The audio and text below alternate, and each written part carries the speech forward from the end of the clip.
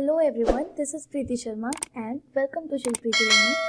Today this class is for opportunity cost. In the last class we did central problem of an economy, right? So in this class we'll do the opportunity cost topic, and this topic is not so difficult and also this topic isn't very big, बहुत जल्दी ख़त्म हो जाएगा. तो हम कोशिश करेंगे कि इसके पहले जो क्लासेस हुई थी हमारी उसमें जो भी टॉपिक्स हमने किए उससे रिलेटेड हम आज कुछ क्वेश्चंस कर लें, ठीक है. तो इससे हमारा जो कंसेप्ट है वो रिवाइज होते रहेगा और साथ के साथ फिर हम आगे भी बढ़ते रहेंगे. तो इस टॉपिक से रिलेटेड अब आगे के जो टॉपिक्स हैं वो हम नेक्स्ट वीडियो में ही करेंगे. ऑफ कोर्स इस टॉपिक में हमें बस इस वीडियो में हमें बस अपॉर्चुनिटी कॉस्ट समझना है, ठीक है. तो स्टार्ट करते हैं, पढ़ते हैं. सबसे पहले हमें करना है अपॉर्चुनिटी कॉस्ट का डेफिनेशन कि अपॉर्चुनिटी कॉस्ट होता क्या है. अपॉर्चुनिटी एंड कॉस्ट दो वर्ड्स हैं यहाँ पे. The one is opportunity and the second word is cost. So इससे रिलेटेड ही कुछ होगा, राइट. अब हमें ये पता है कि इकोनॉमिक्स में सारी प्रॉब्लम जो भी हमारी इकोनॉमी फेस कर रही है वो सारी प्रॉब्लम होती है स्कार्सिटी ऑफ रिसोर्स की वजह से, ठीक है. हमारे पास रिसोर्सेज की कमी है, साथ के साथ अनलिमिटेड ह्यूमन वांट्स, जो ह्यूमन वांट्स है वो बहुत ज़्यादा है. इसकी वजह से हमारी इकोनॉमी प्रॉब्लम फेस कर रही है. इसी की वजह से हमारे सारे इकोनॉमिक प्रॉब्लम्स क्रिएट हुए, राइट. और उसके साथ साथ जो हमारे सेंट्रल प्रॉब्लम्स हैं, central problem of an economy, ये भी हमारी scarcity of resource and unlimited human wants की वजह से ही है, ठीक है. तो अपॉर्चुनिटी कॉस्ट में भी scarcity of resource and unlimited human wants को ही पढ़ना है हमें कि इससे रिलेटेड जब हम इसको अपने दिमाग में रखते हैं, जब इसको साथ में लेके प्रोडक्शन करती है इकोनॉमी तो क्या होता है, ठीक है.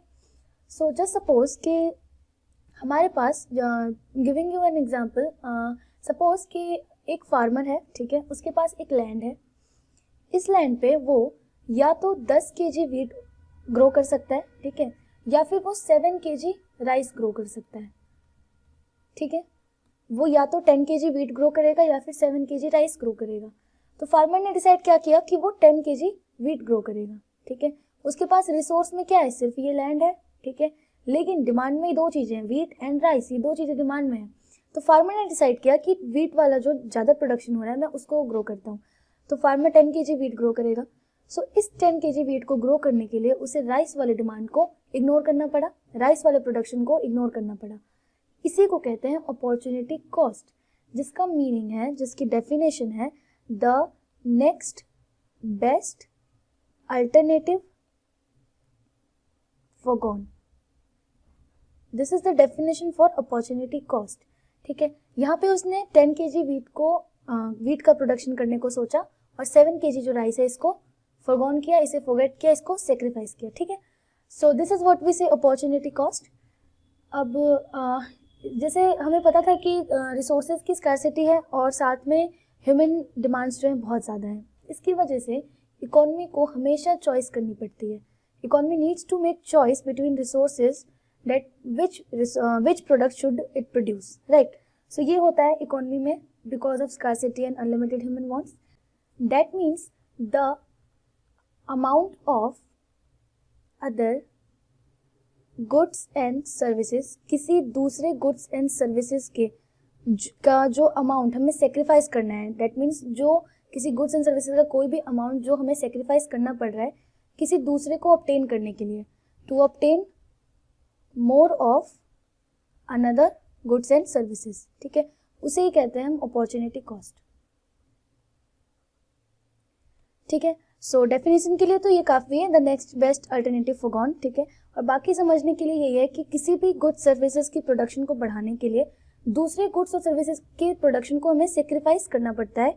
That is what we say opportunity cost, ठीक है. तो इसमें इतना ही है, इस टॉपिक में इतना ही है.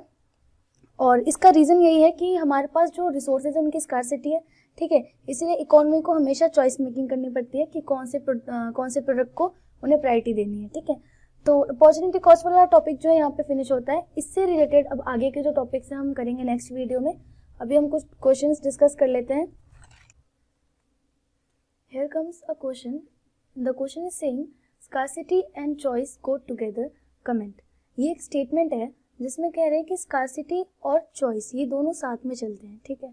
तो अभी तक हम यही पढ़ते आ रहे थे कि जितनी भी प्रॉब्लम क्रिएट हो रही है इकोनॉमी में, इकोनॉमिक प्रॉब्लम हो या सेंट्रल प्रॉब्लम हो या जो चॉइस मेकिंग जो इशू होता है, ये सारी चीज़ें स्कार्सिटी की वजह से ही होती हैं, क्योंकि हमारे पास जो रिसोर्सेज हैं वो बहुत कम है, ठीक है।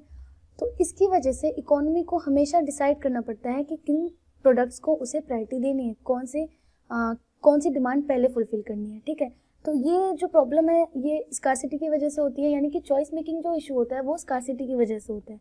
और ये बात भी मैंने बताई थी कि कैसी भी इकॉनमी हो, कितनी भी डेवलप्ड इकॉनमी हो, इंडिया तो डेवलपिंग है, इंडिया हो या फिर यूएसए हो, यहाँ पे भी ये प्रॉब्लम आती है, क्योंकि स्कार्सिटी एक यूनिवर्सल प्रॉब्लम है।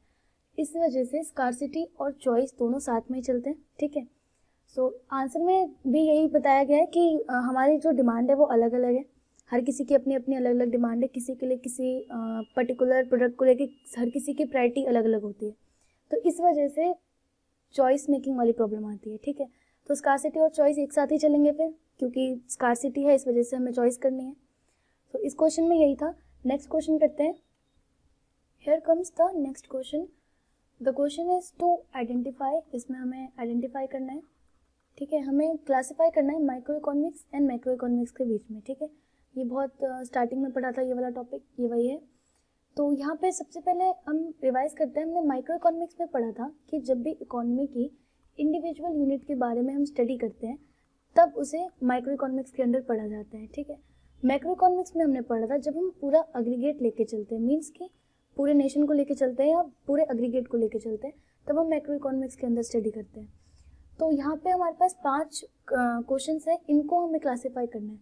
सबसे पहला जो है वो है प्रोडक्शन ऑफ शुगर, शुगर का प्रोडक्शन इन अ मिल, एक शुगर मिल है वहाँ पे उसका प्रोडक्शन। तो ये देखिए, तो एक इंडिविजुअल यूनिट हुई, ठीक है, एक फैक्ट्री की बात है, एक इंडिविजुअल यूनिट है, तो ये माइक्रो इकोनॉमिक्स के अंडर आएगी, ठीक है। तो माइक्रो इकोनॉमिक्स के अंडर नंबर 1 आएगा। Next is inflation rate. Inflation rate मैंने बताया था कि मैक्रो इकोनॉमिक्स के अंदर हम हमेशा इन्फ्लेशन और रिसेशन ये सारी चीज़ें पढ़ते हैं। तो इन्फ्लेशन रेट पूरे नेशन के बारे में, पूरे नेशन को लेके है, तो ये इन्फ्लेशन रेट आएगा मैक्रो इकोनॉमिक्स के अंदर, ठीक है। Next is car industry. Car industry एक इंडस्ट्री है, इकोनॉमी की एक यूनिट, इंडस्ट्री एक यूनिट, तो वो आएगी माइक्रो इकोनॉमिक्स के अंदर, ठीक है। Next is supply of money. Money का सप्लाई पूरे नेशन में देखते हैं, पूरी कंट्री में देखते हैं, तो this will be under macro economics. Next is wage determination in a company, एक कंपनी में वेज डिटर्मिनेशन, तो ये भी आएगी माइक्रो इकोनॉमिक्स में, ठीक है। तो इस तरीके से क्लासीफाई करते हैं, और क्वेश्चंस अगर आएंगे तो ऐसे ही क्लासीफाई करना है एग्जाम में भी। नेक्स्ट क्वेश्चन देखते हैं, question number 3। The question number 3 is saying micro economics is a more important branch of economics as compare to macro economics. इसका मीनिंग है कि जो माइक्रो इकोनॉमिक्स है वो इकोनॉमिक्स में ज़्यादा इंपॉर्टेंट ब्रांच है मैक्रो इकोनॉमिक्स के कंपेरिजन में। So do you agree with the given statement. The question is saying कि क्या ये स्टेटमेंट अग्रीबल है या नहीं। तो आपने पढ़ा था, हमने पढ़ा था कि माइक्रो इकोनॉमिक्स और मैक्रो इकोनॉमिक्स आपस में इंटरडिपेंडेंट होते हैं। ऐसा इसलिए है क्योंकि इन दोनों में से कोई भी एक इम्पॉर्टेंट नहीं है, ठीक है, दोनों आपस में इंटरडिपेंडेंट है। और इसमें हमने पढ़ा कि जो लॉ ऑफ डिमांड थ्योरी आई थी, जो लॉ ऑफ डिमांड है, लॉ ऑफ डिमांड जो माइक्रो इकोनॉमिक्स के अंदर पढ़ते हैं, लॉ ऑफ डिमांड आने से पहले बहुत सारे लोगों के ऊपर स्टडी की गई होगी। लॉ ऑफ डिमांड में क्या था कि किसी भी प्रोडक्ट का प्राइस अगर बढ़ता है तो डिमांड उसकी कम हो जाती है, ठीक है। ये एक इंडिविजुअल को लेके, एक इंडिविजुअल ऐसे रिएक्ट करते हैं, बट इसको लाने से पहले एग्रीगेट ऑफ पीपल के बारे में पढ़ा गया होगा, बहुत सारे लोगों पे स्टडी की गई होगी, तब जाके ये लॉ ऑफ डिमांड आया होगा, राइट। सो जो एग्रीगेट ऑफ पीपल पे स्टडी की गई वो मैक्रो इकोनॉमिक्स के अंदर आती है, और लॉ ऑफ डिमांड जो है वो माइक्रो इकोनॉमिक्स के अंदर है। तो कहीं ना कहीं ये दोनों आपस में इंटरडिपेंडेंट है, ठीक है। इसीलिए हम ये नहीं कह सकते कि माइक्रो इकोनॉमिक्स इकोनॉमिक्स का सबसे इंपॉर्टेंट ब्रांच है, ठीक है, ना ही मैक्रो इकोनॉमिक्स के लिए हम ऐसा कह सकते हैं, क्योंकि दोनों आपस में इंटरडिपेंडेंट है। और इसके आंसर में हम रीजंस लिख देंगे, ठीक है। सो इस क्वेश्चन को ऐसे ही करना है। नेक्स्ट हम नेक्स्ट वीडियो में पढ़ेंगे अपॉर्चुनिटी कॉस्ट से रिलेटेड जो भी कंसेप्ट्स आगे के बचे हैं, एमओसी रिलेटेड और पीपीएफ, ये सारे टॉपिक हम करेंगे अगली वीडियो में, ठीक है। Till then take care and bye. और इसके पहले की जो वीडियोस आपने नहीं देखी उसकी लिंक आपको डिस्क्रिप्शन में मिल जाएगी, ठीक है। So see you in the next video.